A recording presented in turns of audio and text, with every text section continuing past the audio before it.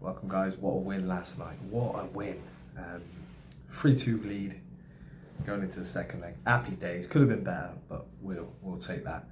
But a lot of stories this morning. It's been more about Arsenal's transfer business, and we're going to take a little look in that.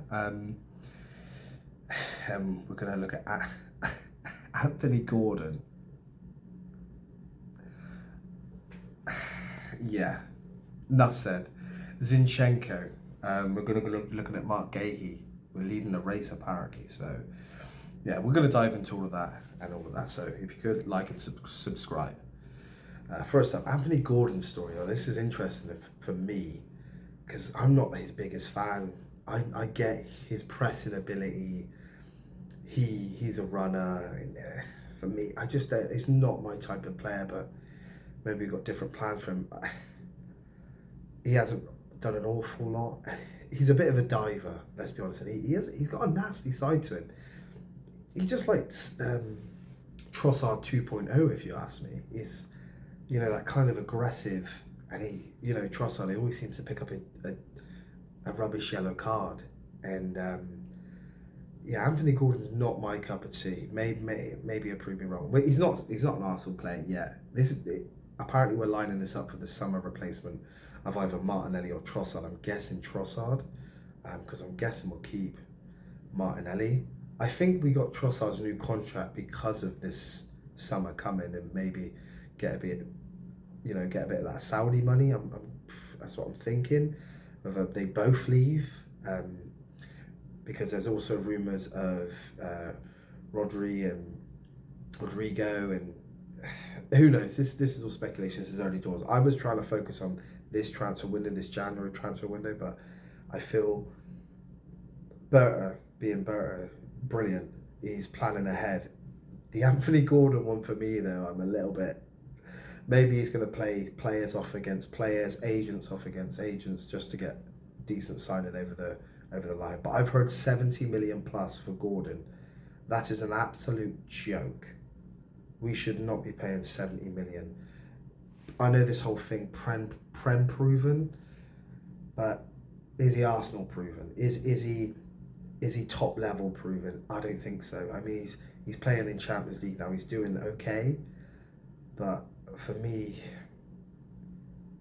he's going to get a lot of rash yellow cards and red cards. I feel like, yes, he can get a penalty in a box, but I don't want penalties. I mean, if it wins you a game, it wins you a game, but you want better than that. And maybe we're just replacing that whole side with a Gordon, Rodrigo as well. Maybe that's the setup. Look, Gordon, you're going to come in, but you might be more of a squad player. Rodrigo, come on. If that's the case, I'm down with it. I don't mind that. And Martinelli goes and Trossard goes, but I'm looking at more this window, and I'm not really interested in 70 to 100 million pounds for Gordon. No way. That price tag needs to come down. I know I'm being ridiculous. Nothing over 40 million, and that's at a push. Gordon, not top for me.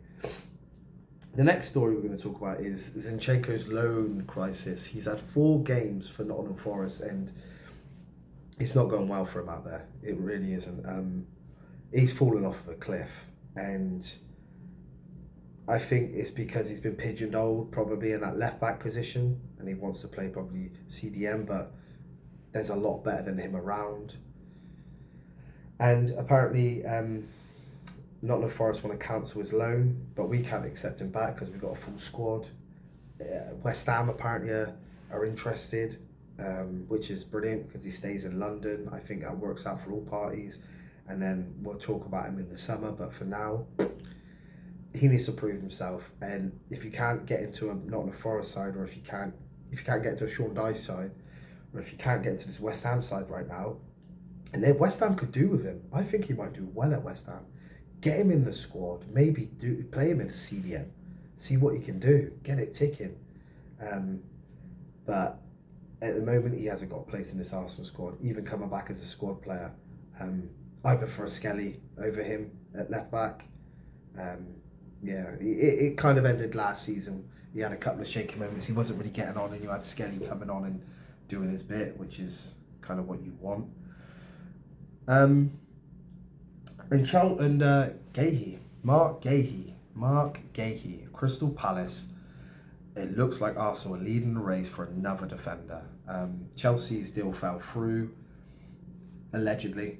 This has been reported by the Times, and Man City, obviously, I think should really be front runners. Maybe we're just smoking mirrors, Arsenal, because we buy all defenders. So maybe that's just the case. Agents running up prices on their players, and maybe it's a summer thing. You know, he can pick in the summer, and I think that's probably best for him.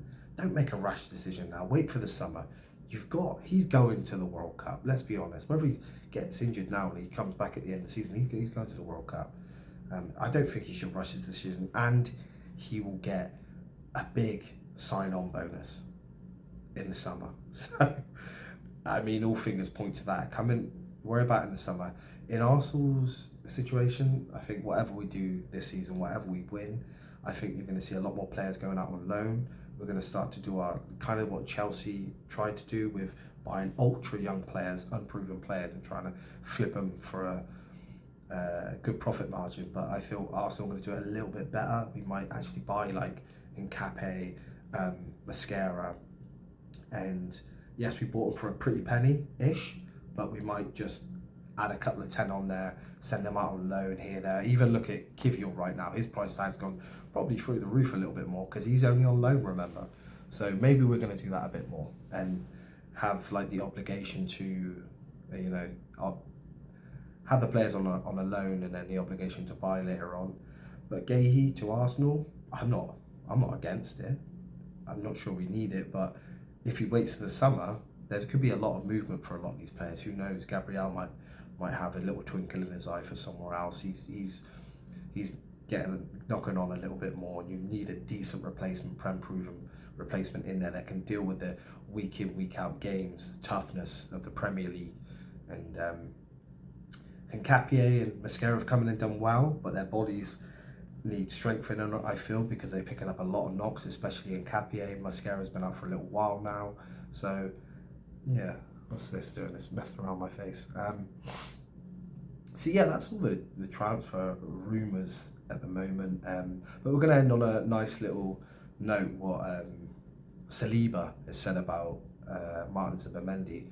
Saliba called him a wonderful, and after his goal, he was just praising the guy, you know, really saying he's been the missing piece to Arsenal. And I kind of feel that. I feel like, why is it going nuts? I kind of feel like he's right there in terms of Partey. No one's talking about Partey right now at Arsenal, which is brilliant, because you don't want to sell a player and then we're really missing that type of player, and we're really not missing him. He's come in, he's done a really good job. He's just got on with it, and when you've got your defenders behind you pushing you on as well, it's brilliant, I feel.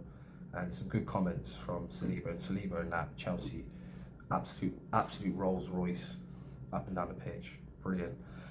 But yeah, question I got to leave for you is Anthony Gordon the right man for Arsenal? 70+ million, is that too much? Do you like that signing?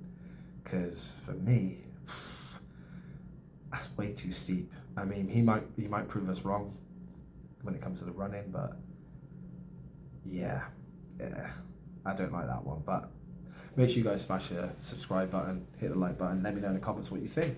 See you on the next one.